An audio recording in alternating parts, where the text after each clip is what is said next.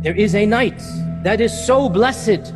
There is a night that is so magnificent that Allah Azza wa Jal has allowed the greatest creation of His angels. Allah has commanded the most magnificent of all of the angels to come down and be in our presence because of the blessedness of that night. It is the only night of the year that Jibreel visits us again after the demise of the Prophet sallallahu alaihi wasallam. And of course He comes down the way He is. We cannot see Him, but He is as He is.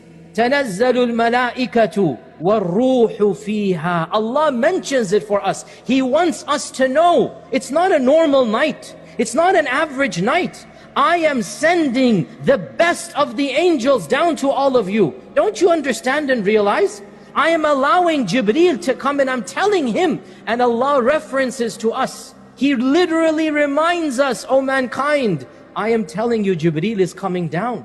That's how special this night is. On Laylatul Qadr, can you imagine we have the opportunity for Jibreel to make dua for us, for Jibreel to see us in Qiyam and see us in Sajda. How can we possibly give up that opportunity? How can we let go of this blessing and prize that has been given to us? The greatest of all angels is coming down, and He shall scour this entire earth, and we have the opportunity to be standing and praying and asking Allah Azza wa Jal, and to be witnessed by those angels, that this one night is better than 1,000 months. Laylatul Qadri khayrun min alfi shahr. Maybe you'll understand this one aspect. It is better than, not equivalent to, better than. It's more than. One night is more than a lifetime of worship. It is narrated in the Muwatta of Imam Malik that our Prophet ﷺ looked at the previous lifespans and he realized they lived for many, many centuries. And he said, Oh Allah, how can my ummah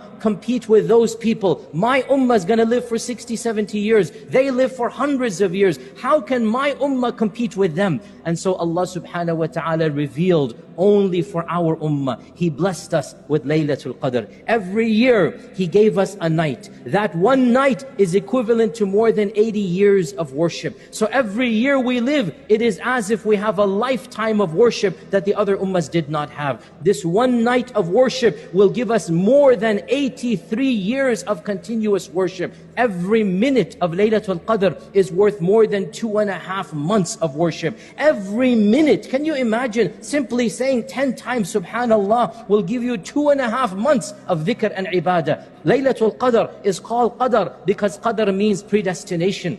And on this night, our Qadr is announced for the rest of the year. On this night, Allah subhanahu wa ta'ala tells the angels our Qadr, who shall live, who shall die, who shall be given a child, who shall increase rizq, whose sickness is going to be cured, who shall fall sick. Every affair that has been decreed, min kulli amr, everything that has been decreed, the angels come down, their tasks have been assigned. And what did our Prophet ﷺ say? Nothing changes qadr other than dua. In other words, our dua has the impact, has the possibility, has the potentiality to change our qadr. How can we not be begging Allah while our qadr is being decided, while our qadr is being announced? How can we not be standing in prayer and begging Allah, Oh Allah, bless us with the best qadr of this year? Our Prophet ﷺ said, whoever deprives himself from those nights, حَرُمَ الْخَيْرَ كُلَّهُ, all good has been deprived of him. If you're not going to change in Ramadan,